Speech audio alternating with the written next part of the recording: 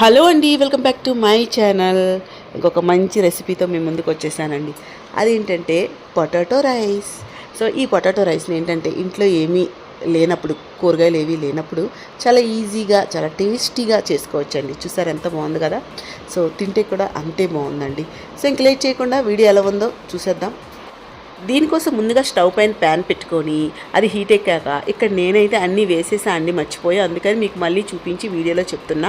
ఒక table spoon మినప్పప్పు, ఒక టేబుల్ స్పూన్ శనగపప్పు, ఒక టేబుల్ స్పూన్ వేరుశెనగ గుడ్లు, అలాగే ఒక టేబుల్ స్పూన్ నువ్వులు కూడా వేసుకొని వాటిని గోల్డెన్ కలర్ వచ్చినంత వరకు వేయించుకోవాలి. తర్వాత వాటిలోకి బిర్యానీ ఆకు, చిన్న దాల్చిన చెక్క, అలాగే ఒక ఇలాచి కూడా వేసుకోవాలండి. వాటిని కూడా అన్నిటిని కూడా గోల్డెన్ కలర్ వచ్చినంత వరకు ఫ్రై చేసుకొని వాటిని పక్కన తీసి పెట్టుకోవాలి. ఇప్పుడు అదే ప్యాన్లో ఇంకొక 2 నుంచి 3 టేబుల్ స్పూన్ దాకా ఆయిల్ వేసుకోండి. ఆయిల్ వేసుకొని ఆయిల్ బాగా హీట్ ఎక్కనివ్వాలి. బాగా హీట్ ఎక్కాక దాంట్లోకి ఒక పావు టీ స్పూన్ జీలకర్ర, ఒక పావు టీ స్పూన్ ఆవాలు, అలాగే సన్నగా తరిగిన ఉల్లిపాయ ముక్కలు కూడా వేసుకోవాలండి.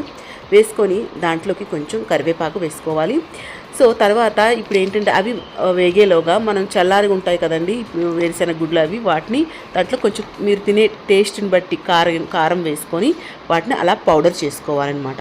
సో ఈలోగా ఆనియన్స్ కూడా బాగా ఫ్రై అయ్యాయండి. నాకైతే బాగా ఫ్రై అయిన ఇష్టం, నేను అందుకే అలా బాగా ఫ్రై అవనిచ్చాను.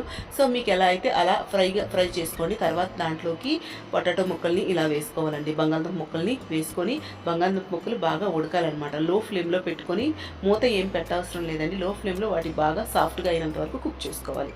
సో చూసారు కదా, ఇవైతే సాఫ్ట్గా అయిపోయి ఇప్పుడు దాంట్లోకి మనం ప్రిపేర్ చేసుకున్న పౌడర్ని వేసుకొని మీ టేస్ట్కి తగ్గట్టు ఉప్పు కూడా వేసుకోండి. అయితే కారం అయితే వేసేసాం కాబట్టి నేను పచ్చిమిరపకాయ కానీ ఎండుమిరపకాయ కానీ వేయలేదండి.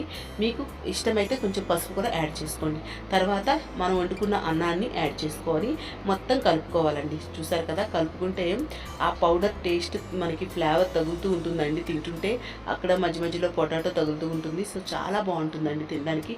ఇంట్లో ఏ కూరగాయలు లేనప్పుడు ఇదైతే మనం ఈజీగా ట్రై చేసుకోవచ్చు అనమాట. సో పిల్లలకి లంచ్ బాక్స్ పెట్టడానికి కూడా బాగానే ఉంటుందండి. సో మీకు వీడియో నచ్చింది అనుకుంటున్నా. నచ్చితే ప్లీజ్ అండి లైక్ చేయండి, షేర్ చేయండి.